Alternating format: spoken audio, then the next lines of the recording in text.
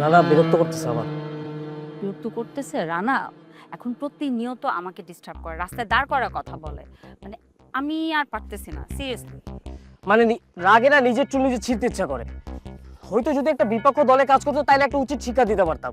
ঠিক আমার দলেই কাজ করে, আবার আমরা দুজন একই নেতা নিজে দুজন রাজনীতি করি। কি করবো বলো? তবে এটা একটা বিহিত করতে হবে আসলে, এইভাবে তো চলা যায় না। আমি জানি না কিছু অপু, কি করবা আমি এটা বলতে পারবো না, কিন্তু আমি যেটা করতেছি অনেক কষ্ট করে সবকিছু ম্যানেজ করতেছি।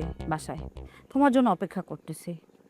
বাসায় প্রতিদিন বাবা এভরি আদার ডে নতুন নতুন প্রপোজাল নিয়ে আসতেছে, একটার পর একটা। ভালো ভালো ছেলে, এটা দেখো ওইটা দেখো। আমি কয়দিন আটকাবো বলো? এইভাবে আর বলো না।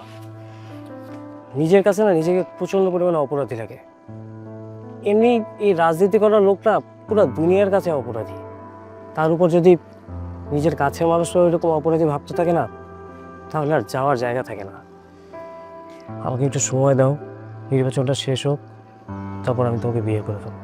তারপর দেখবে যে সব সমস্যার সমাধান হয়ে গেছে। আমিও দেখবো, অপেক্ষা করবো। সে শুভ দিন আসলেই কবে আসবে? ভদ্রলোকের এক জমানা। শিওর।